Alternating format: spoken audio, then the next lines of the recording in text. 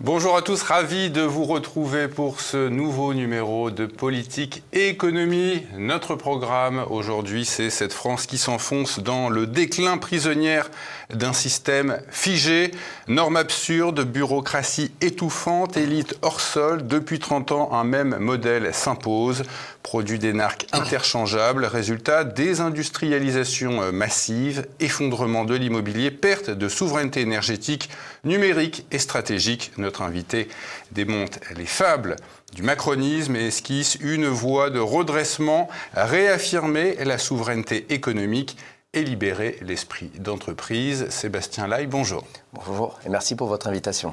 Sébastien Laye, vous êtes économiste et entrepreneur franco-américain. Vous avez une émission Frontières Plus, Éconoclaste, excusez-moi, sur Frontières Plus. Vous êtes également chroniqueur chez Valeurs Actuelles et vous publiez cet ouvrage dont on va parler dans un instant. Des moutons menés par des ânes, point d'interrogation, c'est important. Les Français ne sont pas forcément tous des ânes. Publié chez Valeurs Ajoutées Éditions. Avant de commencer cet entretien, je vous rappelle que vous pouvez cliquer sur le pouce en l'air en bas de cet écran. Commentez et partagez cette émission pour un meilleur référencement de TV Liberté sur Internet. Alors, Sébastien Laye, vous commencez votre ouvrage en tapant sur notre cher président Macron et sa politique. Un acteur de théâtre sans aucune connaissance économique. La France macroniste, le stade ultime de la décomposition.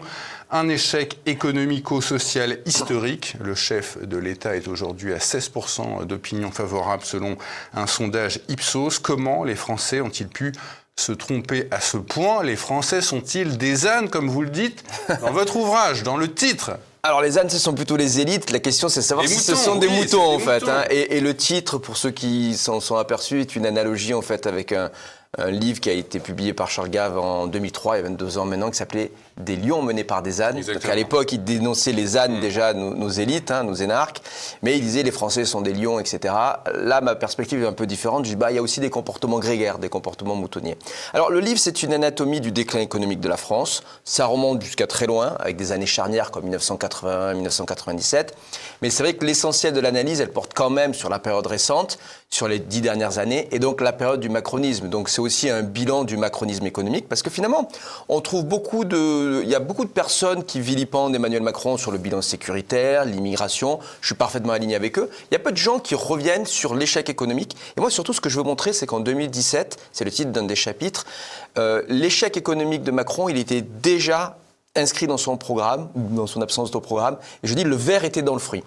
Simplement, ce qui se passe, c'est que les Français, et ça c'est peut-être un travers moutonnier, justement, que j'ai voulu dénoncer dans cet essai, finalement les Français, à chaque élection, regardez, vous pouvez repartir jusqu'en 1980, à chaque élection présidentielle, les Français ont tendance à voter pour les candidats les plus déconnectés du réel, les plus lyriques, ceux qui leur promettent des lendemains qui chantent, ceux qui promettent de les faire rêver, et rarement pour le ou les candidats plus réalistes, plus factuels. 2017, c'était caricatural. Il y avait François Fillon qui était le candidat, certes qui promettait un peu du sang et des larmes, mais qui voulait dire la vérité, déjà sur la dette, sur les déficits publics, sur notre croissance anémique.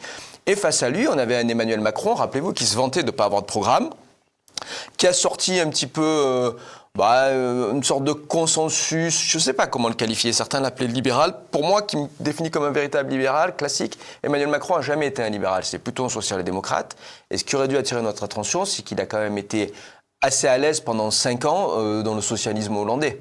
On n'a pas entendu démissionner, enfin il l'a fait à la fin parce qu'il avait des ambitions présidentielles. Mais rappelez-vous, il a été conseiller économique de François Hollande, puis quand même ministre de l'économie de François Hollande. Exactement, il avait même été encarté au Parti Socialiste quelques années avant d'être à l'Élysée avec François Hollande. Et vous parlez aussi d'une certaine sclérose de la petite bourgeoisie dans ce choix des Français de se mettre des dirigeants qui ne sont pas du tout connectés au réel. Ouais, j'utilise une formule assez forte dans le livre. Je dis, en fait, les Français ne réalisent pas à quel point, depuis déjà une trentaine d'années, ils ne font que payer des stages d'apprentissage de la vie à des forts anthèmes. C'est ancien, parce que, avec Emmanuel Macron, ça atteint le stade élyséen, mais même avant, rappelez-vous, quand par exemple François Mitterrand nomme Laurent Fabius, c'est vraiment son petit conseiller qui nomme, mais c'est quelqu'un qui n'a aucune expérience de la vie. Quant à Emmanuel Macron, honnêtement, entre sa sortie de l'ENA Et l'arrivée à l'Élysée en tant que conseiller, il s'est écoulé que 5 années à peine. Alors on nous bassine toujours avec le passage en banque chez Rothschild, mais on sait très bien que Rothschild c'est l'antichambre de Bercy et vice-versa. En France, quand vous faites des fusions-acquisitions à Rothschild, c'est pas un véritable poste dans le privé. Vous amenez, quand vous venez de l'administration, votre carnet d'adresse et vous repartez ensuite de l'administration avec votre carnet d'adresse. Oui. C'est comme ça que ça fonctionne. Donc c'est assez étrange d'ailleurs pour le candidat qui s'est vanté d'être celui de la Startup Nation, qui n'a cessé de mettre avant l'entreprise, de communiquer à l'égard des grandes entreprises. Lui-même n'a pas d'expérience du réel de l'entreprise et de l'économie. Il nous a beaucoup parlé de la mondialisation, nous a vendu la mondialisation, mais quand est-ce qu'Emmanuel Macron a vécu à l'étranger, par exemple? Il n'a aucune expérience de l'international. Et alors vous pointez un phénomène nouveau, c'est celui de la passivité, voire même de la naïveté des Français. Quand est-ce que les Français ont cessé d'être rebelles, d'être libres? Exactement. Ma thèse alors c'est un livre d'économie, mais même s'il y a des chiffres et de l'économie, etc., c'est pas de l'analyse économique uniquement. Et en particulier, je passe beaucoup de temps sur les facteurs culturels qui expliquent notre échec et notre déclin. Et je suis revenu un petit peu, dans un chapitre d'ailleurs sur la liberté, à ce qu'était la définition d'un Français. Et historiquement, un Français, le mot franc, étymologiquement, franc, ça veut dire être libre. Donc la liberté est consubstantielle, en fait, à la citoyenneté française. Les figures historiques françaises, les Du Guesclin, les Jeanne d'Arc, ce sont des figures de liberté, ce sont des rebelles par définition. C'est dans notre ADN. Mais depuis 1945, et depuis le compromis après Seconde Guerre mondiale, qui a réuni gaullistes et communistes, quand on a créé notre État-providence, eh bien, on a créé un État complètement différent et ça fait maintenant 70 ans, même 80 années, qu'un certain nombre de Français sont biberonnés à cet État nounou. Déresponsabilisés. Déresponsabilisés, c'est comme une morphine, une drogue qu'on leur administre et on voit très bien qu'on a du mal à revenir dessus et surtout, on les a achetés. Et Emmanuel Macron a continué ce logiciel-là, il a très bien compris avec le Covid, ça a été son aubaine pour être réélu, parce qu'avec le quoi qu'il en coûte, il a pu acheter différents segments de clientèle et finalement, il a fait la même chose que Mitterrand, mais aussi les gens, par exemple, sous la 4e République de l'après-guerre. Donc, ce caractère rebelle, libre du français, il a été un petit peu acheté, et de plus en plus acheté à crédit parce qu'on a fait de la dette, pour déresponsabiliser les gens, mais aussi pour réduire leur marge de manœuvre. Donc on en a fait des assistés, et c'est là où certes je suis dur dans les mots, mais j'ai voulu utiliser ce mot avec un point d'interrogation de mouton, parce que oui, il y a une partie de la population française qui est devenue moutonnière, grégaire, à son corps défendant, mais le résultat, il est là. Alors, il y a deux expressions qui reviennent très souvent dans votre ouvrage, Sébastien Aleix, c'est ceux de capitalisme de connivence et le quoi qu'il en coûte, vous l'évoquiez un petit peu. Est-ce que vous pouvez nous expliquer de quoi ça retourne?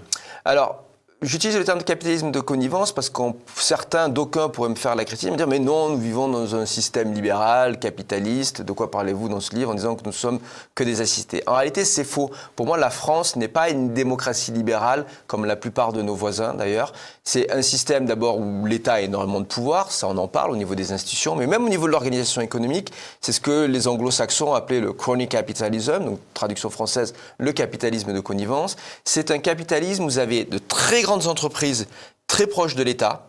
On voit que tout le CAC 40 est très proche du pouvoir actuel, avec des passerelles entre souvent les hauts fonctionnaires, les énarques et le privé. La BNP, par exemple, pour moi, est l'antichambre de Bercy. Il n'y a pas de différence entre les deux. Donc, deux très grandes entreprises, une myriade de petits entrepreneurs et même d'auto-entrepreneurs qui ont quand même des difficultés, mais qui sont là, donc qui donnent l'apparence d'un libéralisme avec des auto-entrepreneurs, des start-up, etc. Et pas grand-chose au milieu comparé aux autres pays, ou en Allemagne, par exemple, ou en Italie. On le voit bien avec le renouveau d'Italie, avec Giorgia Meloni, où on a beaucoup de PME, d'ETI qui sont assez puissantes, qui peuvent même avoir une influence politique. C'est en ce sens que je parle de capitalisme de connivence. Et par exemple, pourquoi en France, les grandes fortunes, la plupart de nos milliardaires, ne poussent pas pour plus de libéralisme? Tout simplement parce que ça n'est pas dans leur intérêt. Parce que leur fortune, souvent, c'est faite dans ce système un peu incestueux avec l'État. On retrouve ça d'ailleurs. Vous citez le cas de Xavier Niel avec sa fameuse Station F et qui profite de la Banque publique d'investissement. Exactement. Et avant ça, même. Vous dites 150 milliards en 12 ans pour des résultats pitoyables, cette Station F. 3 milliards de valeur de création, quoi. Toute la French Tech. French Tech. Mais Xavier Niel, même avant Station F, en fait, c'est une fortune dans les télécoms. Je suis désolé, aujourd'hui, c'est pas un marché ouvert, les télécoms. Vous et moi, on peut pas venir comme ça créer un nouvel opérateur Internet. Et n'importe quel le régulateur peut vous débrancher à tout instant si vous ne plaisez pas au pouvoir public. Donc, c'est ça, c'est la connivence entre le pouvoir et le privé. Vous aviez d'ailleurs une expérience de quelqu'un qui était venu en France, un étranger au système et qui était reparti sans rien du tout parce qu'il n'était pas du tout dans le système. Exactement. Et c'était une expérience aussi dans la French Tech. Donc même dans la French Tech, on pourrait se dire dans l'univers des startups, c'est différent ou quoi. En fait, non, puisque c'est la BPI qui distribue énormément d'argent. Et c'est la BPI et donc l'État. Parce que vous écoutez le directeur de la BPI, c'est l'âme damnée de Macron. Il ne fait qu'appliquer ce que le pouvoir macroniste lui dit de faire. Il n'est pas du tout indépendant. Et c'est lui qui distribue les bons et les mauvais points finalement entre les startups, etc. Si vous prenez les startups qui gagnent, comme par hasard, ce sont des startups qui jouent le jeu aussi du macronisme et de la Startup Nation depuis des années. Sur le quoi qu'il en coûte, vous revenez sur ces fameux chèques énergie, chèques inflation, bouclier fiscal, que des mesures qui ont érigé notre État-providence en force tutélaire. Alors moi, ma théorie sur le sujet, elle est explicitée dans un livre, c'est qu'en fait, ce Covid, ça a été une aubaine phénoménale pour nos énarques et pour Emmanuel Macron, pour être élu aussi. Après une petite période, quand il était élu, où il a joué plutôt une carte pseudo-libérale, uniquement pseudo pour moi, mais il a essayé dans la communication de la jouer, parce que c'était dans l'air du temps. Quand le Covid est arrivé, il s'est dit, voilà un prétexte pour l'État pour intervenir à nouveau, et puis pour acheter des clientèles. Il avait déjà commencé à le faire un petit peu avec les Gilets jaunes. Sa seule porte de sortie avec les Gilets jaunes, ça a été de lâcher 20 milliards, rappelez-vous. Mais avec le quoi qu'il en coûte, avec le Covid, c'est plutôt 300 milliards qui ont été lâchés pour que tout le monde se calme, pour mettre les gens aussi sous contrainte et sous surveillance, parce qu'en fait, la démocratie a été mise sous cloche à peu près entre mars 2020, rappelez-vous, les municipales, et l'élection présidentielle. Comme par hasard, on a recouvré nos libertés juste après l'élection présidentielle. C'est en juin 2022 que l'économie est à nouveau libéralisée, mais pendant un peu plus de 2 ans, elle est mise sous cloche. Et ça les a beaucoup aidés, y compris aussi avec les petits entrepreneurs qui ont accepté beaucoup d'aides, PGE, autres, etc. Ce qui était un moyen pour l'État de les tenir. Ce que je montre aussi dans le livre, c'est que ce quoi qu'il en coûte, il est directement responsable de l'inflation qu'on a connue. L'inflation, comme disait le grand économiste Milton Friedman, l'inflation est partout et toujours un phénomène monétaire. On a bien eu de l'inflation, on a bien eu des difficultés de pouvoir d'achat à partir de 2023. Parce qu'on a un pouvoir parce qu'on a des équipes qui ont, excusez-moi l'expression, dépensé comme des malades. Mais ils l'ont fait, non pas pour des raisons économiques, mais pour des raisons purement politiques, crassement politiques. Oui. Ils ont racheté leur élection en 2022. Oui, Emmanuel Macron a déclaré il y a quelques jours qu'il avait justement pas lésiné sur la dépense et que pour rattraper le coup, il allait falloir travailler. Vous, les Français, nous allons devoir travailler et faire des économies parce que le président avait unilatéralement décidé de dépenser beaucoup. Oui, mais c'est un peu facile. Le peuple français n'est pas là pour compenser les erreurs. Oui. Et par contre, il y a aussi une sorte de syndrome du Deus ex machina aussi de ces politiques qui rêvent toujours de contrôler. Je vais parler de l'économie parce que c'est ma matière, mais bien on pourrait parler d'autres domaines. Mais dans l'économie, qui rêvent de contrôler nos entrepreneurs. Il y a une anecdote dans le livre, je la raconte. Je suis un peu dur avec Emmanuel Macron. Je suis encore plus dur, je pense, avec Bruno Le Maire, qui est très clairement pour moi le plus mauvais ministre de l'économie en France de l'après-guerre, de toute l'après-guerre, depuis 1945. Et c'est une anecdote où justement, ça doit être en 2023, on est bien sorti du Covid, je suis invité à un rendez-vous patronal et Bruno Le Maire est là, et il revient sur l'épisode du Covid, et donc il veut nous expliquer, et ça je m'y attendais, qui nous avait aidés, qui nous avait sauvés, etc. Mais il le fait en nous regardant là. Alors imaginez une pièce où il y a des patrons, des économies, il nous regarde, il nous pointe du doigt, il dit « Je vous ai sauvé. » Oui, c'est moi le boss, sans moi vous seriez tous morts. Je vous ai sauvé, vous existez, vous êtes encore en vie. Grâce à moi. Ouais. Grâce à moi. C'était quelques semaines, non, c'était plus tardif que ça, c'était quelques semaines avant les élections, c'était juste après la dissolution, quelques semaines avant les élections législatives, et donc il savait que potentiellement il allait partir.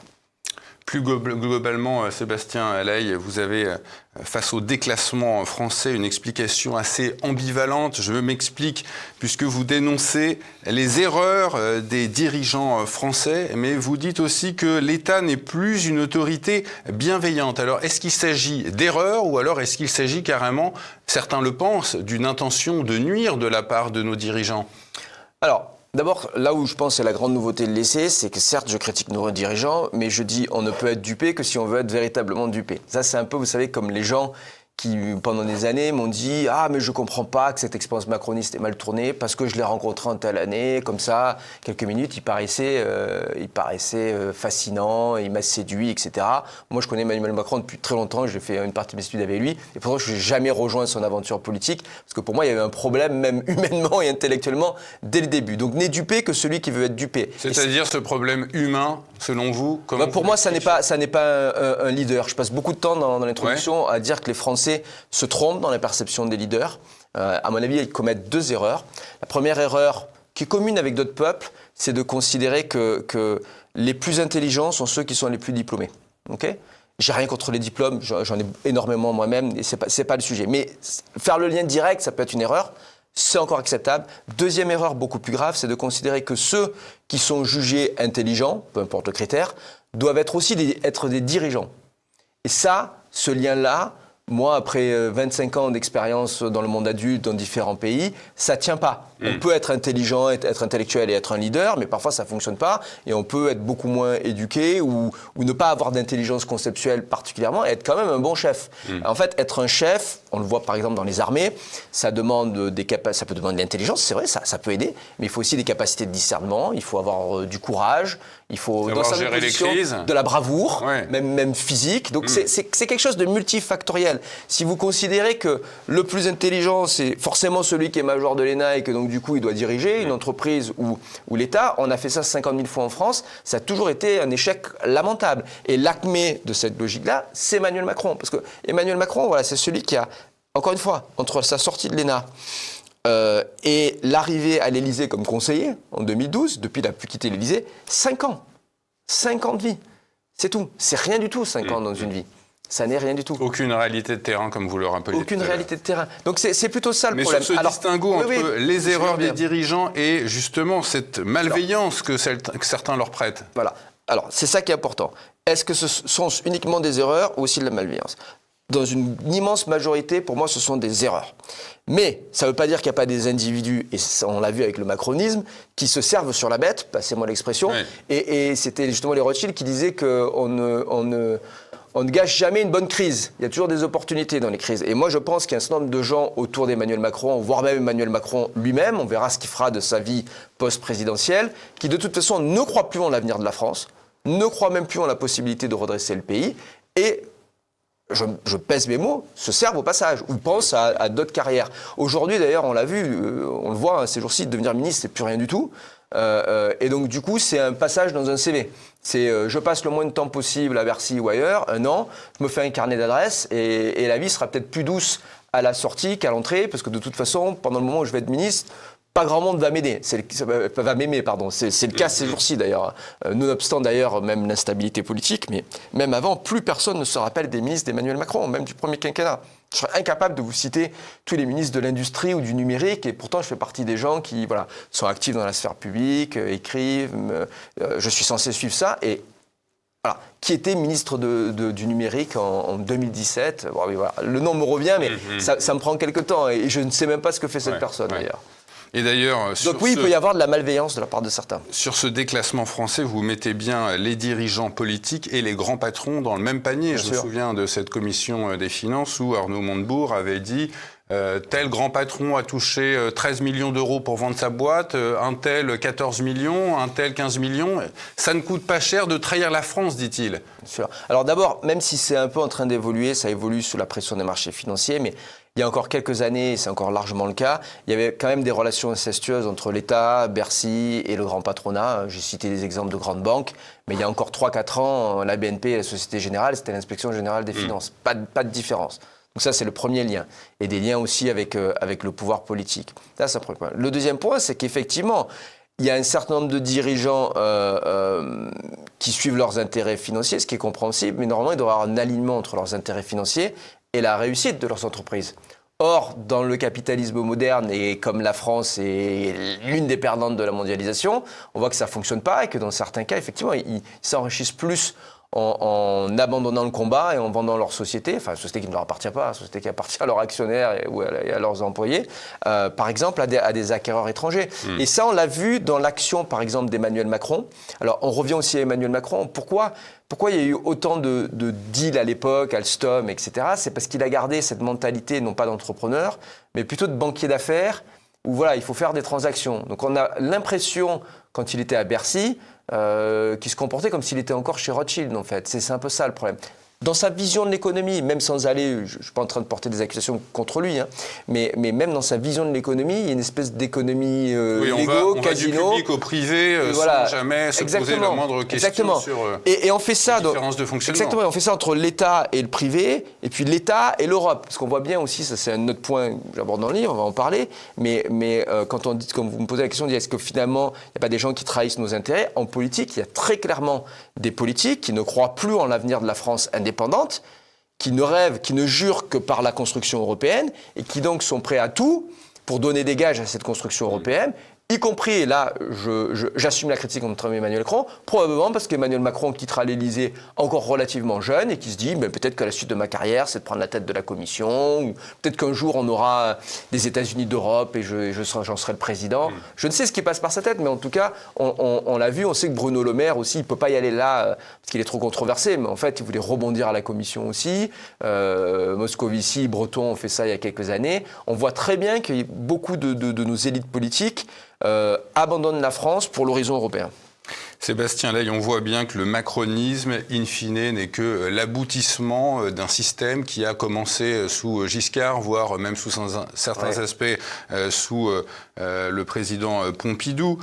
La croissance est devenue résiduelle à partir de la fin des années 90. Est-ce que vous pouvez nous expliquer comment ce phénomène est apparu de baisse de la croissance jusqu'à arriver à 0 et quelques aujourd'hui? D'abord, juste pour vous donner une idée de tendance, pour notre audience, dans les années 90, on est encore sur une tendance moyenne sur 10 ans d'une croissance à 3%.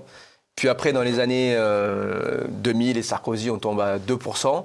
Les années Hollande, on est à 1,25 en moyenne. Et Macron, si vous prenez le PIB quand il arrive et le PIB maintenant, en moyenne, c'est 1% par an. Donc on voit bien que la chute est inéluctable. Ça a commencé très tôt. Pour moi, quand même, les tournants, c'est plus que Pompidou, c'est 1980 et 1997. 1980, alors qu'on est dans une période plutôt de libéralisation des économies après le consensus de l'après-guerre, mais on fait tout l'inverse. Avec le programme commun fait avec des communistes complètement fous, des nationalisations, etc. 97, ça s'est pas tellement vu parce que à l'époque, il y avait encore une belle croissance mondiale avec l'arrivée d'Internet. Donc Jospin, il a 3% de croissance en 98 et en 99. C'est la dernière fois qu'on a eu 3% Exactement. de croissance. Qu'est-ce qui se permet de faire qui ne s'est pas vu à l'époque, mais maintenant les 35 heures. Les 35 heures, les emplois jeunes, on dépense, etc. Et on voit que des années après, c'est Chirac qui a payé les pots cassés d'ailleurs de cette politique. Donc c'est un peu ça le drame. Qui n'a pas remis en question d'ailleurs. Qui n'a pas remis en question, qui a continué à faire du radical socialisme. Mais je veux dire par là que la croissance a commencé à être un peu anémique sous Chirac. Moi je me rappelle à l'époque, j'avais jeune étudiant, j'avais quitté la France pendant les années Chirac. Parce que les années Chirac, désolé de dire ça, mais on s'emmerdait en France, il ne se passait rien du tout. Il n'y avait pas trop d'opportunités économiques.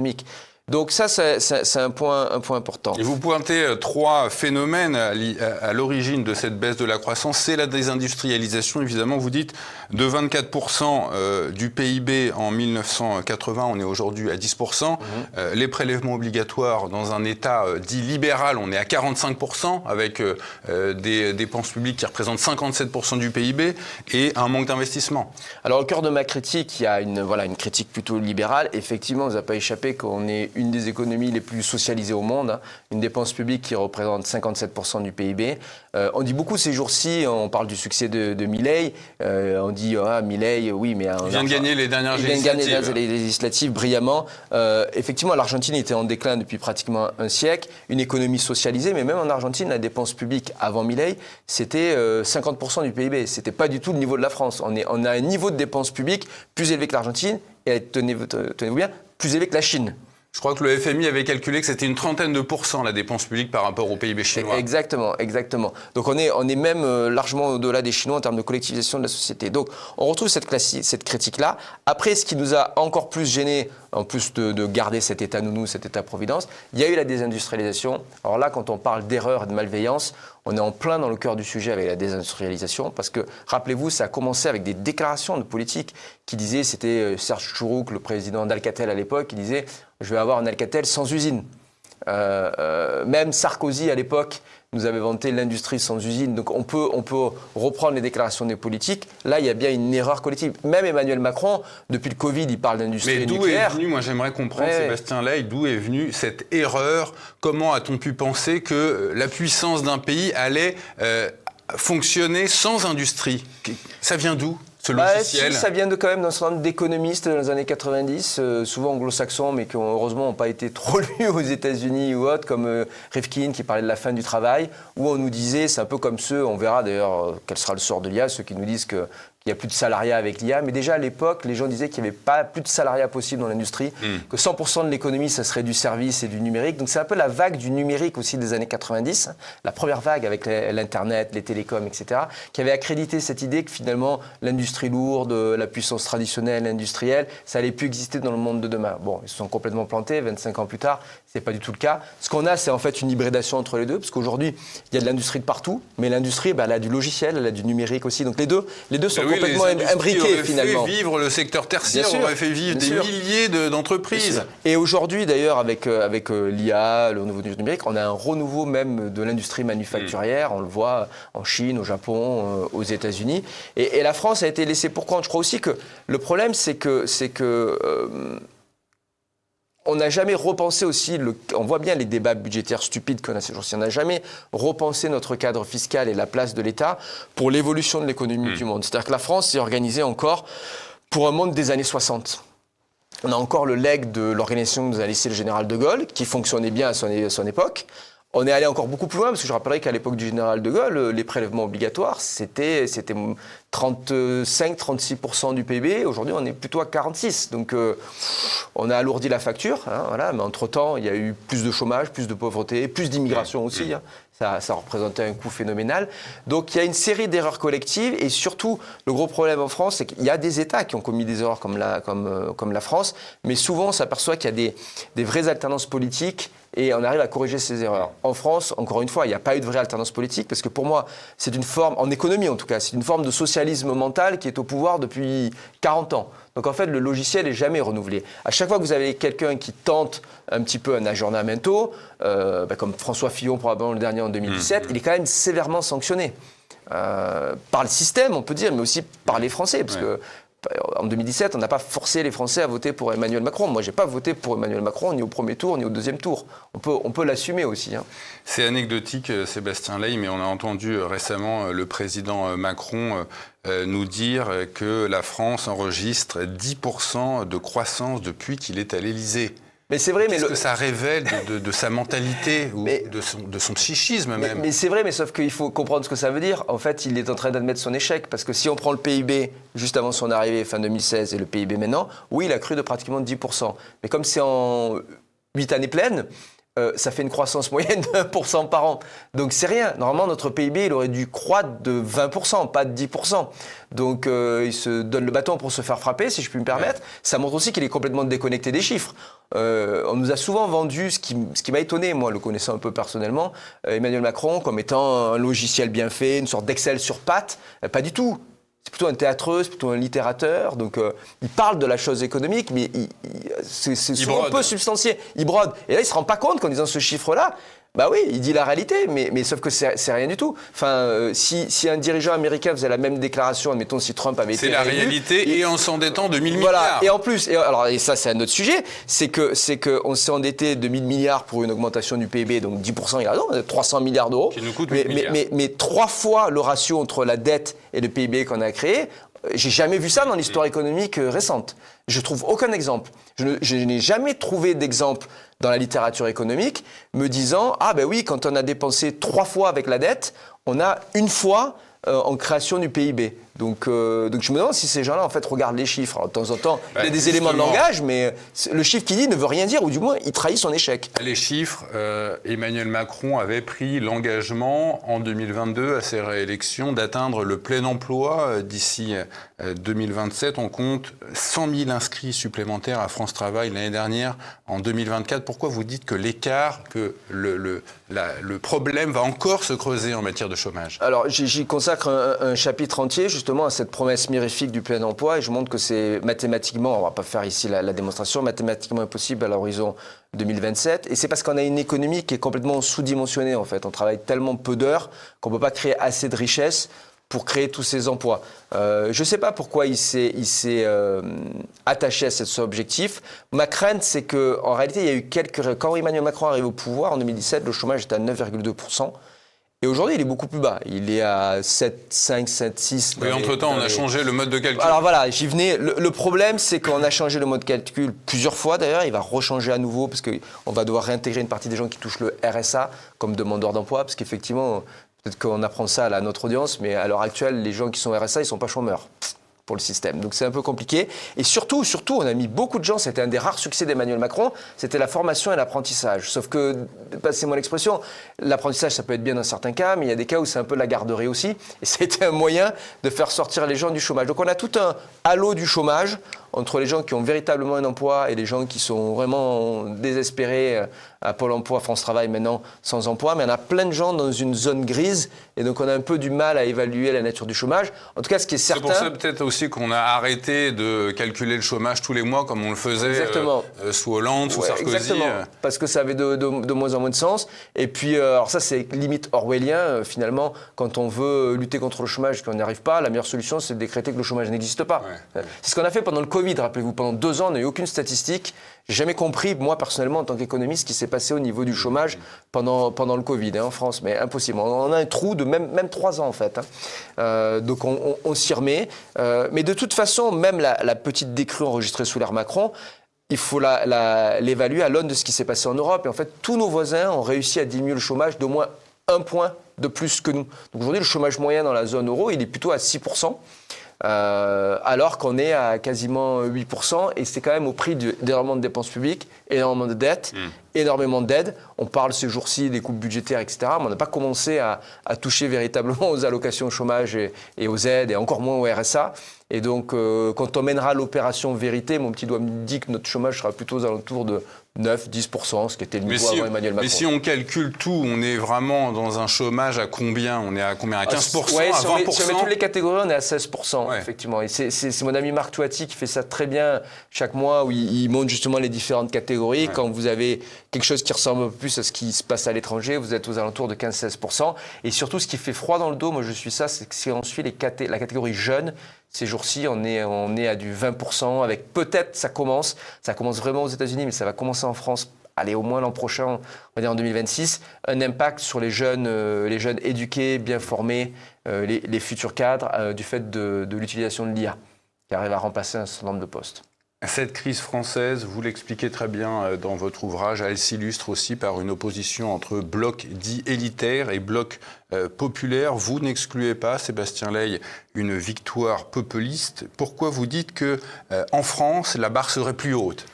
Force est de constater qu'elle l'est, parce qu'en réalité, justement, dans cette opposition, je reviens un peu au modèle romain entre les optimates et les populares, et je dis il se joue la même chose ces jours-ci entre des blocs, on va dire, centraux ou élitistes et des blocs plus populistes ou populaires.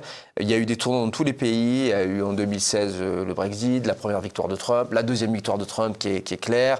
Il y a eu la victoire à un moment donné de la majorité de Boris Johnson en Angleterre, Meloni, Salvini en Italie, Bolsonaro, de partout. En ce moment, ça alterne entre les deux blocs. Mais il y a un seul pays où il n'y a pas d'alternance, c'est la France, parce que ça fait quand même une trentaine d'années que vous avez des centristes mous qui dirigent la France. Et dans centristes mous, j'inclus Emmanuel Macron, François Hollande, radical socialiste, Chirac, c'est aussi un radical socialiste. Quant à Nicolas Sarkozy, il était censé être une rupture, mais c'est un petit peu un lion qui est devenu un tigre de papier une fois au pouvoir. Il a gouverné avec des socialistes, il a été très consensuel, très centriste finalement, à tel point que moi personnellement à l'heure actuelle je ne vois plus la différence entre les politiques d'Emmanuel Macron et celles de Nicolas Sarkozy. C'est le même personnage quasiment. Donc le seul pays où il n'y a pas eu cette alternance, c'est la France. Donc force est de constater que c'est difficile, donc il faut essayer de se poser des questions, je le fais dans le livre. Pourquoi il n'y a pas eu encore d'alternance franche ? Il y a 2 raisons. Il y a une première raison qui est au fait que le bloc central tient le pays et fait peur au pays. Pour faire simple, de toute façon, au niveau des catégories électorales qui comptent, vous avez, parce que la démographie joue un rôle important, vous avez parlé de Milei, mais Milei, il peut faire la révolution parce qu'il y a beaucoup de jeunes. Ce n'est pas le cas chez nous. Le vote est tenu par des gens plutôt au-delà de 70 ans, qui, c'est normal, veulent avant tout, quand on a plus de 70 ans, on défend plutôt le statu quo, donc la défense du modèle français traditionnel. Après, vous avez des jeunes, mais qui sont plutôt massivement issus de l'immigration et veulent une forme de révolution, mais qui ne va pas dans le bon sens, bien évidemment, et ça aide LFI. Et au milieu, vous avez les classes travailleuses et la France périphérique qui sont pris en tenaille, qui voudraient du changement, mais qui n'y arrivent pas. Ça, c'est un premier aspect. Le second aspect, c'est que, soyons honnêtes aussi, là où dans tous les pays, il y a eu des populismes de gauche, il y a eu des populistes de gauche qui sont arrivés au pouvoir en Espagne, mais la plupart des populistes sont des populistes de droite, avec un logiciel économique plutôt libéral. Si je vous dis Milei, Meloni, Trump, vous allez penser plutôt, même Orban, plutôt au niveau de l'économie, je parle, plutôt de libéralisme économique, plutôt politique pour faire de la croissance, etc. On a le cas particulier de la France, où on a d'abord un parti de droite qui domine la droite nationale, le RN, qui est contesté par quasiment tous les autres partis, donc il n'y a pas les mêmes alliés que peut avoir Giorgia Meloni, et qui a un logiciel économique qui est mouvant, en tout cas qui n'est pas franchement libéral à l'heure actuelle. Donc du coup, on a du mal à s'imaginer véritablement, d'abord une victoire des populistes, elle est difficile, la barre est très haute, et même s'ils arrivaient au pouvoir, est-ce qu'il y a véritablement un aggiornamento de cet état nounou que je dénonce dans le livre? À voir. C'est pas 100% garanti alors. Est-ce qu'on peut réconcilier au fond libéralisme et populisme? Est-ce qu'on peut être un libéral tout en disant que les droits de douane, c'est pas se replier sur soi-même, c'est pas être derrière une ribambelle de barbelés? Alors, d'abord, je le crois. On entend tout le temps, ça. Bien sûr, mais moi. Cette opposition entre libéraux et populistes. Bien sûr. D'abord, je le crois parce que je le suis. Moi, c'est les idées que je défends. Il me semble que c'est le logiciel, par exemple, trumpiste et que ça fonctionne bien. Et ensuite, le mot aussi libéralisme, je passe du temps dans le livre sur les mauvais messagers du libéralisme en France. Je pense que ce sont les libéraux eux-mêmes qui ont détruit l'influence du libéralisme. Alain Madelin, le plus connu. Oui, mais je parle beaucoup de Gaspard Koenig, par exemple. Vous vous rappelez le philosophe, devenu philosophe gauchiste d'ailleurs. Oui, avec Hollande. Voilà. Ouais, mais qu'au départ était censé être un héros AUT du libéralisme en France. Donc voilà, j'en cite beaucoup. On n'est jamais servi, on est toujours trahi par les siens, et c'est un petit peu ce qui s'est passé. Donc si on remonte aux sources du libéralisme, le libéralisme du 19e siècle, Leeds par exemple en Allemagne, il défend du protectionnisme pour les nouvelles industries. Donc le libéralisme classique ne se confond pas avec le libre-échangisme. Ouais. Ça n'en est qu'une variante. Vous avez toujours eu parmi les libéraux des protectionnistes, des mercantilistes, voilà. Donc c'est pas le libéralisme, qui est la liberté économique par définition, et politique aussi, ne se définit pas par le rapport aux droits de douane ou aux tarifs. En fait, on a eu des variétés de libéraux sur ces sujets-là depuis 3 siècles. Les libéraux ont construit leur puissance industrielle avec des droits de douane. Ça a été le cas des Britanniques et des Américains. Des Américains. Les Américains ne font que revenir à ce qui était un peu leur vision du monde, d'ailleurs, au 19e siècle. Et aux États-Unis, aujourd'hui, quand on regarde l'histoire économique, on pourra dire qu'il y aura eu une parenthèse qu'on va qualifier, j'aime pas le terme, mais c'est le terme qu'on utilise, de néolibéralisme. Ça a été en gros la fin de la guerre froide, etc., la déréglementation, plutôt le début des années 90, plutôt la vision clintonienne, jusqu'à la première élection de Trump. Ça correspond à une phase de mondialisation. Même chose, la mondialisation ne s'arrête pas, c'est juste qu'il y a des phases d'accélération de la mondialisation un peu idéologique. Et ça s'est produit entre 1990 et 2015, mais ça fait déjà presque une dizaine d'années que les États-Unis ne défendent plus le libre-échangisme, qu'ils acceptent qu'il y ait des blocs un peu plus autoritaires, un monde différent. Et finalement, il n'y a que les Français qui sont les dindons de la farce du fait de leurs dirigeants et qui croient encore qu'on peut sauter comme sur sa chaise comme un cabri, comme aurait dit le général de Gaulle, en disant l'Europe, l'ouverture des frontières, etc. Justement, l'Europe, Sébastien Ley, évidemment, dans votre ouvrage, vous tapez sur Emmanuel Macron, on va dire un peu comme un sourd, mais vous êtes aussi devenu très critique de ce qu'est devenu l'Union européenne avec son projet tentaculaire d'État européen. Expliquez-vous, où envoyez-vous les ferments de ce projet d'État européen? Alors bien évidemment, moi, puisque je critique l'État nounou français et l'emprise de l'État sur la société française, en bon libéral, ce que je crois, c'est qu'à un moment donné, nos élites, quand elles ont compris ça allait être de plus en plus difficile de tenir les Français là avec ce système-là, eh bien, elles l'ont reproduit au niveau européen. Donc, ce que je reproche à l'Europe, paradoxalement, c'est d'être trop française. Ou de ne pas être libéral. Exactement, d'être tenu par la vision classique de nos énarques. On a compris qu'ils ont trouvé leur jouet. Et voilà. Et où est-ce qu'on voit les ferments de cette Europe fédérale qui ne dit pas son nom? Parce que moi, l'Europe, au niveau économique, ça me va quand c'est une coopération entre les nations. La communauté du charbon et de l'acier, comme on avait créé initialement, l'Airbus, Erasmus pour les étudiants, voilà, sorte de collaboration. L'union économique assise, quoi. Oui, mais c'est des collaborations, comme ça, entre des États-nations. Ça me va. Dès qu'on va vers de l'intégration économique, ça pose trop de problèmes. Il ne faut pas repasser du temps sur l'euro, mais les zones monétaires, un économiste, Mondel l'a montré, ça ne pouvait pas tenir. Notre premier prix Nobel d'économie, Maurice Allais, l'avait dit aussi, ça ne peut pas tenir et ça ne tiendra pas. Et surtout, ce qu'ils ont fait, c'est qu'au niveau de la Commission, ils ont recréé une forme de bureaucratie, un État fédéral qui ne dit pas son nom. Et moi, je suis persuadé que le but ultime d'un certain nombre de nos élites, y compris d'Emmanuel Macron, c'est l'avènement d'un État européen, pour pouvoir se laver les mains finalement. Un État fédéral comme les États-Unis. Exactement.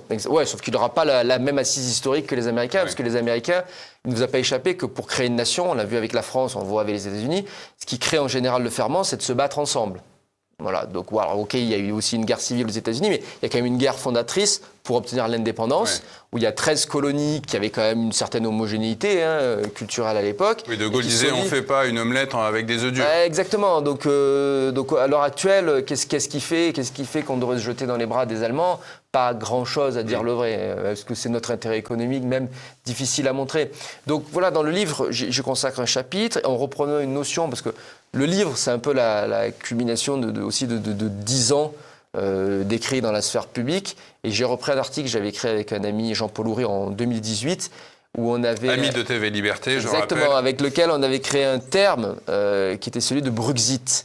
Donc ça ressemble à Brexit, mais c'est la sortie de Bruxelles. Donc c'était pour dire, on n'est pas contre l'idée européenne. Expliquez-nous, oui, ce terme. Voilà, mais c'est la sortie de la bureaucratie bruxelloise. C'est remettre en cause la bureaucratie bruxelloise, donc la Commission, et le pouvoir de gens non élus. Mais ça suppose de purger toute la bureaucratie, le personnel politique européen. Ça suppose surtout une bonne réforme institutionnelle européenne qui consistera à donner plus de pouvoir au Parlement, plus de pouvoir aux élus, donc aux députés européens, oui, mais et moins de pouvoir à la Commission. Cette réforme de l'Union européenne, droite et gauche, nous la promettent depuis des années, depuis les années 80, et on voit que rien ne bouge en fait. Pour l'instant, on ne voit pas grand-chose. Ouais.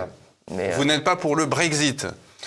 Non, alors moi ce que je pense, à mon avis... La France marchait pas si mal avant l'Union européenne. Oui. Avant le traité de Rome, avant Maastricht. À mon avis, ce qui va se passer, parce qu'on voit bien qu'au niveau de la crise des dettes publiques, le cœur de la guerre, c'est quand même la France.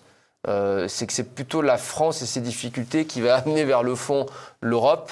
Et je pense que mathématiquement, à un moment donné ou à un autre, notamment parce que nos voisins en auront marre de payer pour nous aussi, et via la Banque Centrale Européenne, de nous soutenir en termes de dette, etc., je pense que ce seront les autres qui prendront l'initiative de divorcer de nous et pas nous.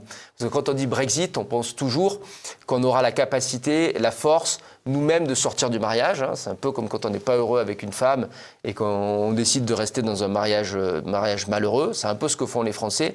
Mais ils vont s'apercevoir, c'est un langage dur à tenir, mais je me permets de le tenir, qu'au bout d'un moment, en particulier parce que nous sommes les seuls à ne pas pouvoir tenir nos finances publiques, avec un chaos politique, ça va être les autres. Et les autres, c'est pas que les Allemands, ça va être aussi ceux qui ont déjà fait des efforts, comme les Italiens ou les Espagnols, qui vont nous dire on arrête là. Au bout d'un moment. Et même, je pense qu'aujourd'hui, les seuls qui rêvent encore de la construction européenne, ce sont nos dirigeants français, ce sont nos énarques.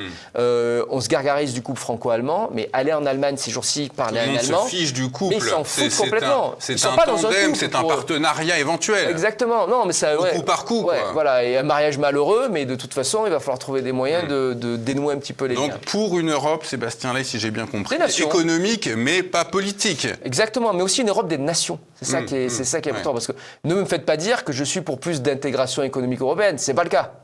C'est clairement pas le cas dans ma vision. Alors, dans le cadre de cette crise de vision et de volonté à l'intérieur de la France, vous proposez un programme économique pour sauver la France en 5 points. Est-ce que vous pouvez nous en expliquer les grands axes ? Alors d'abord, le livre est assez dur sur le déclin économique. Et les premières personnes qui l'ont lu m'ont dit « Sébastien, il faut que tu donnes un peu une lueur d'espoir à la fin ». Ça tombait bien, parce qu'on sortait d'une période avec les législatives où j'avais écrit justement un grand article pour Frontières, où j'ai une émission, mais Frontières aussi un magazine, qui était un peu sur ce que devrait être le programme justement de la droite en France ou de la droite nationale. Et donc, ce chapitre reprend très rapidement, en fait, des notes précédentes et un très long mini-essai. Vous commencez par un affouérisme à la française, ce qu'a fait Milei. Oui, moi je l'assure. Moi, je me revendique comme nettoyer les écuries d'Augias. Exactement. Donc, et c'est nettoyer, c'est vraiment y aller à la sulfateuse. C'est pas juste remettre en cause les comités Théodule. C'est bien de remettre en cause les comités Théodule. J'ai été auditionné par l'Assemblée nationale sur ce sujet-là au printemps dernier. Mais c'est véritablement réduire le périmètre de l'État social, c'est réduire la dépense publique, c'est réduire le nombre de fonctionnaires, hein, je l'assume complètement, remettre en cause le statut de la fonction publique. C'est la pierre angulaire de toute réforme. Si on ne commence pas par ça, on ne peut pas aller de l'avant. Et Milei vient de prouver, c'était une sorte d'expérience, que ça pouvait marcher. Ça marche en termes de résultats économiques, et même mieux, ça marche en termes de résultats politiques, puisqu'il est réélu. Et vous parlez également beaucoup du secteur immobilier, qui est un secteur qui rapporte beaucoup à la France, sur lequel on a tellement tapé qu'il a été complètement vidé de sa substance. Alors d'abord, c'est un secteur qui m'est cher, j'y ai travaillé, je le connais de manière concrète, j'ai financé des promoteurs immobiliers en France pendant des années, donc c'est vrai que dans mon expression dans l'espace public, j'ai toujours pris cet exemple-là, et puis ça me paraît être un exemple intéressant parce que, effectivement, en tout cas, peu avant la crise immobilière, en gros, les chiffres, c'était que il y avait 45 milliards d'euros d'aide immobilière. Donc, quand certains politiques disent « Oh, il y a trop d'aide immobilière, ça coûte cher », c'est vrai. Sauf qu'on récupérait 90 milliards d'euros. Et ça, c'est un point que je montre dans le livre, là aussi, parce que le but d'un économiste, c'est de montrer aux gens, d'aller au-delà des apparences et d'essayer de leur faire prendre conscience d'un certain nombre d'éléments qu'ils ne connaissent pas. Donc Emmanuel Macron, il a toujours rappelé, il a toujours critiqué l'immobilier, etc., en disant « c'est le phénomène de rente ». Donc on va transformer l'impôt sur la fortune en impôt sur la fortune immobilier. Il a toujours assumé de taper sur l'immobilier, soi-disant pour favoriser les start-up ou d'autres secteurs économiques. Mais en réalité, même pendant la première partie de l'ère Macron, vers 2017-2019, quand ça allait à peu près bien, ça correspondait aussi à un boom de l'immobilier. Rappelez, avant le Covid, il y avait un gros boom de l'immobilier, une forte augmentation des valeurs. Si sur cette période-là, vous enlevez l'immobilier, la croissance de la France, c'est pas plus que ses voisins et que l'Italie. Donc en fait, là où les politiques ont été complètement stupides, c'est qu'Emmanuel Macron n'a même jamais réalisé que le peu de début de succès économique qu'il a cru avoir à un moment donné, ça n'était dû qu'à l'immobilier, à la passion des Français pour l'immobilier à cette époque. Bien évidemment, depuis que l'immobilier rencontre des difficultés, c'est-à-dire depuis 2022, il a encore plus de difficultés économiques. Pourquoi ? Parce qu'il a tué la poule aux œufs d'or. Tout simplement, on est donc plutôt dans une période de crise de l'immobilier, de crise du logement, et donc il y a moins de droits de mutation à titre onéreux, moins de taxes foncières qui rentrent, etc. Et quand vous regardez les budgets, chaque année, vous avez vu, à chaque fois, au dernier moment, on découvre qu'on n'a pas assez de recettes, etc. Quand vous regardez les écarts, c'est systématiquement le sujet de l'immobilier. C'est-à-dire que Bercy, depuis 2 ans, sous-estime la crise de l'immobilier et la crise du logement. Et pour terminer, Sébastien Ley, en tant que libéral, vous expliquez bien que le libéralisme n'est pas l'ennemi de l'État. Vous insistez sur un État qui doit être nécessaire, garant des droits fondamentaux. L'État, il a son rôle à jouer. Dans le libéralisme, dans l'économie, on le reconnaît comme un acteur légitime. Alors, dans certains cas, il peut avoir un rôle dans l'économie. Alors, je pense par exemple aux Américains qui récemment, pour des raisons stratégiques, ont investi, par exemple, ont pris des parts dans Intel, pour les semi-conducteurs, donc on peut accepter ça.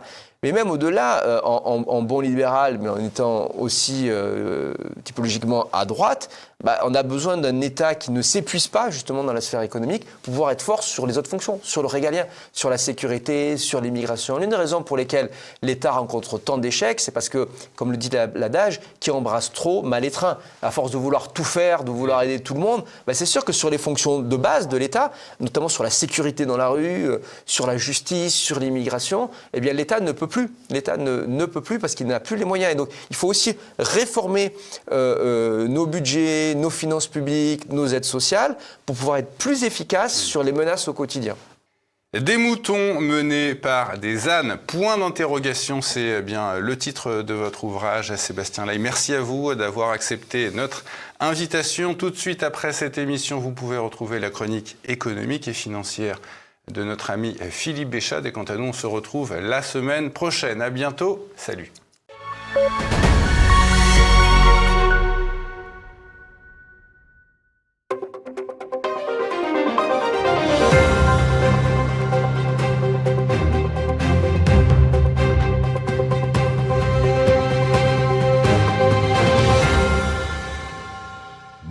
et bienvenue. Voici notre synthèse hebdomadaire de l'actualité économique et géopolitique en mode affranchi.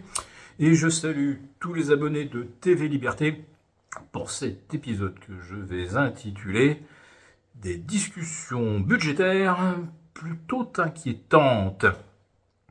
Alors, c'est pas un mystère, le logiciel des députés qui aujourd'hui collaborent soit avec le gouvernement, soit rêvent de lui imprimer une orientation un petit peu plus à gauche, comme si elle ne l'était pas déjà en fait depuis le premier mandat d'Emmanuel Macron, puisque très clairement, à part pour les ultra-riches, la politique menée a toujours été assez proche de celle des socialistes, voire parfois même des LFI, lorsque l'on parle de l'immobilier dont Macron ne cesse de faire la démonstration qu'il déteste ce secteur, les rentiers, et se fiche totalement des millions de Français mal logés ou qui n'arrivent pas à joindre les deux bouts quand le loyer ou les mensualités représentent 40, 45, 50% des revenus. Rappelons qu'il y a une quarantaine d'années, le loyer c'était 15 à 20% du budget d'un ménage. Mais je referme la parenthèse. Si j'évoque l'immobilier, évidemment, c'est parce que il y a de nouveaux projets de spoliation des propriétaires, de surtaxe au nom de l'occupation d'un sol qui appartient à tous les Français et que les méchants propriétaires auraient confisqué. Il y a également une refonte, voire la suppression des derniers avantages dont pouvaient encore bénéficier les investisseurs immobiliers à but locatif. Alors on prétend que l'on répare une injustice ou quelque chose qui était bancal fiscalement. En réalité non, le but c'est vraiment de retirer tout intérêt à l'investissement immobilier. Et c'est justement ce qui explique le crash du secteur depuis 2 ans. Mais voilà, miracle, l'INSEE a dévoilé une croissance française en hausse de 0,5% au 3e trimestre. Donc, dormez, braves gens, l'économie française carbure à plein régime. C'est pourquoi on a des annonces de fermeture d'usines toutes les semaines, y compris dans des entreprises du CAC extrêmement profitables comme par exemple Schneider.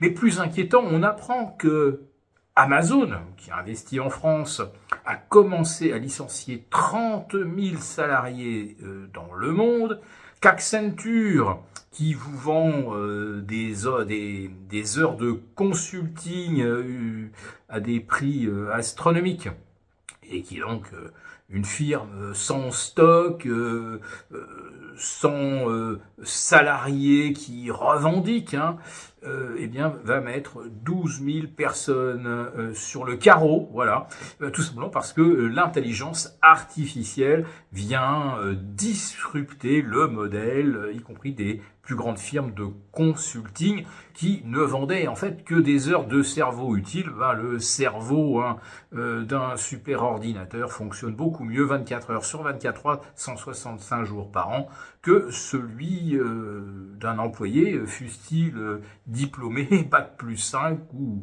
pourquoi pas un doctorant à Bac+7. La révolution de l'IA, c'est quelque chose qui va profondément modifier notre économie. Et la seule chose donc auquel songent nos députés, c'est modifier la fiscalité, en fait l'alourdir toujours plus. Mais si vous pensez que la fiscalité est leur seule préoccupation, il y a aussi cet amendement LFI qui est extraordinaire. Là, on est dans la sphère du wokisme pur et dur, mais un député propose donc de supprimer la mention de genre et de sexe sur la carte d'identité. Il faudra peut-être également supprimer la mention du prénom, parce que ça en dit beaucoup sur la catégorie sociale. Charles Alexandre, c'est assez connoté, Enguerrand, ou pourquoi pas Pétula, ça vous marque comme étant plutôt de la haute bourgeoisie.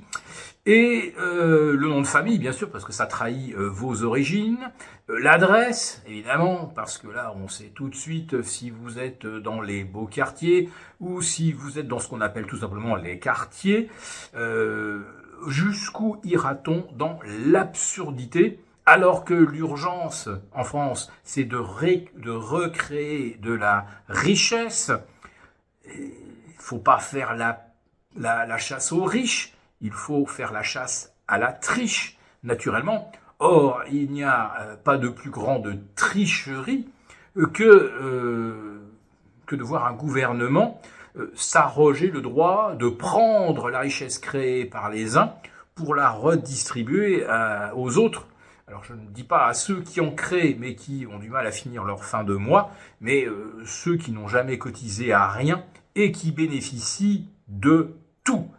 Et ça, personne n'envisage de le remettre en cause parce que aujourd'hui, eh bien, on s'en va vers un virage à gauche pour le budget 2026. Et c'est un budget donc où il faut faire rentrer de l'argent et pas réduire les dépenses, puisque ceux qui en bénéficient sont justement ceux qui soutiennent les partis les plus à gauche. Bon, c'est du clientélisme, tout le monde le sait, mais personne n'envisage d'y mettre le holà. Alors il y a peut-être une chance quand même, avec le Sénat, qui est plutôt ancré à droite, mais ce que je vois surtout, moi, se dessiner, avec le déluge d'amendements, on est peut-être à plus de 3000, j'ai pas fait le compte exact à l'instant où j'enregistre, mais on est certainement dans ces eaux-là. On n'aura jamais le temps de les étudier tous. Certains risquent de passer à 2h du matin en commission parce que les gens seront épuisés et pas assez vigilants. Mais on va surtout s'apercevoir que d'ici début décembre, on n'aura en fait examiné que 10% des amendements. Donc on ne pourra pas vraiment conclure sur un budget et on risque d'aller vers l'article 47 qui, à mon avis, 47-10, qui à mon avis était d'ailleurs le plan dès le départ lorsque M. Macron a dû conseiller à M. Bayrou de démissionner, puis à M. Lecornu de le faire également, en attendant de trouver une espèce d'arrangement, un leurre pour les électeurs, puisqu'on leur a vendu que le Parti socialiste avait obtenu le report, non, la suspension de la réforme des retraites, alors qu'en fait ce n'est qu'un report. Autrement dit, on peut reporter un match et il aura lieu le lendemain. Et eh bien tous ceux qui auront gardé leur billet pourront y assister.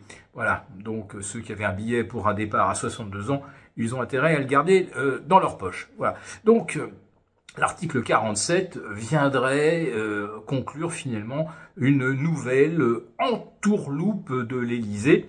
Et comme l'Élysée est un des principaux créateurs de fake news et de coups tordus, eh bien, c'est justement la nouvelle mission de M. Macron, c'est poursuivre les fake news sur les réseaux et essayer de limiter les informations qui n'ont pas reçu donc le tampon et l'approbation officielle. Pour vous remercier de votre fidélité, vous pouvez télécharger gratuitement notre rapport spécial qui contient nos solutions pour préserver votre épargne face à la faillite économique de la France, laquelle met en danger votre épargne. Il vous suffit de cliquer sur le lien en description pour l'obtenir gratuitement. Merci et à bientôt.